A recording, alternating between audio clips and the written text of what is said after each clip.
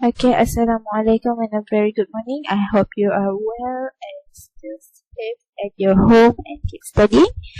So, for today's class this week, week 19, before we start our class, I want you to have your science book, your textbook, and your pencil. So what is your lesson for today? Today we are going to learn about new topic, which is interaction among living things. But this week you are going to learn interaction among animals first. So what is interaction? What does interaction means? Usually interaction, kalau macam if we are humans, we are usually said interaction is a type of communication, kan? We talk to each other, we communicate with each other. But how about animals? They can't talk. So interaction among animals is a form of relationship occurs among animals to get their basic needs. Okay, a form of relationship. Things that happens among the animals to get their basic needs. So interaction can happen in two types. Okay, as I said, I think I've said this before in our class. We have two types of what we call is among animals. The first is intraspecies, meaning the interaction happens in the same species, in a group of the same species. So zebra interact with zebra, bees interact with bees, chickens interact with chickens. So that is the same species. While interspecies means it's interaction that happens with different species. For example, cow interact with birds. Tiger interact with zebra. But please do remember, interaction ni maksudnya things that occurs for these animals to get their basic needs. Okay, so that's what happens. So interaction can happen among animals that is in the same species or different species. Now that you know that interaction can happen among animals the same or the different species, intraspecies or interspecies, okay, do remember that. You're going to learn about what type of interaction we're talking about. Okay, so we have two types of interaction, which is competition or cooperation. Okay, so these animals can compete with each other or with other species. Okay, fight each other. Usually they fight each other because they need the basic needs. Or sometimes the animals would cooperate, okay, will work together to get their basic needs. Okay, so some animals would fight each other either among the same species or among the different species, okay, intraspecies or interspecies. But interaction can also happen when these animals, intraspecies or interspecies, cooperate each other to get their basic needs. Okay, work together to get that basic needs.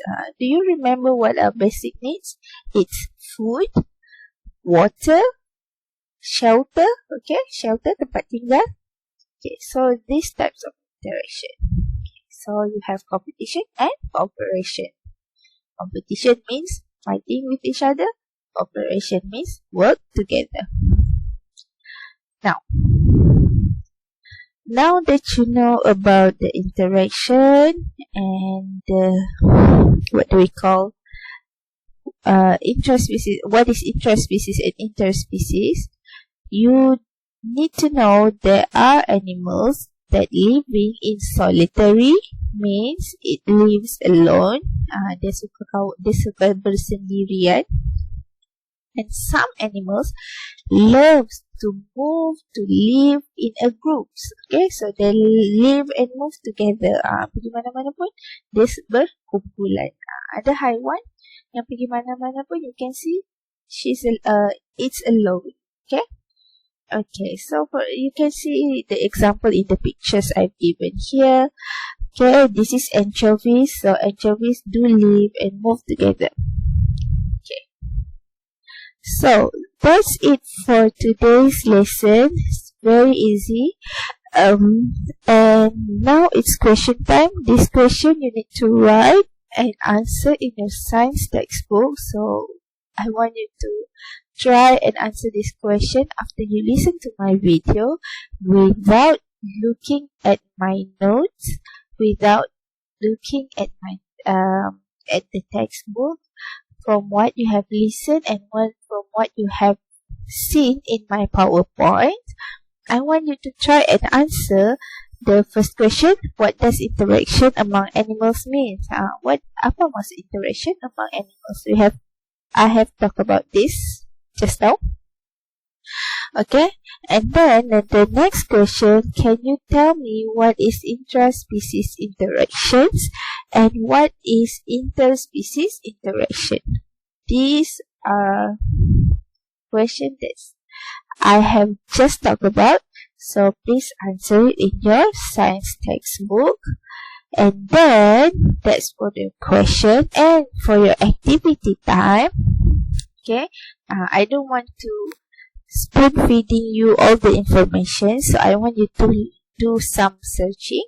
Okay, the first one, I want you to try and find 3 examples of animals living in groups and 3 examples of animals living in solitary. Okay, groups atau solitary. What does solitary means?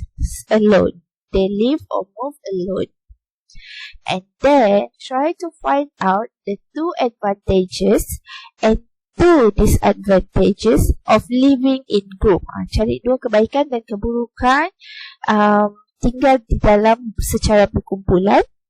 Also, find 2 advantages and 2 disadvantages of living in solitary. Cari 2 kebaikan dan keburukan dan 2 keburukan hidup bersendirian. Answer this in your science textbook, snap picture and upload it in Google Classroom. If you have problem for that, you can upload your work in our group, Telegram group, but please write your name on top of your book lah, so I know, because not all Telegram have your name kan? Okay, so that's all for today. I'll see you next class. Thank you. Bye.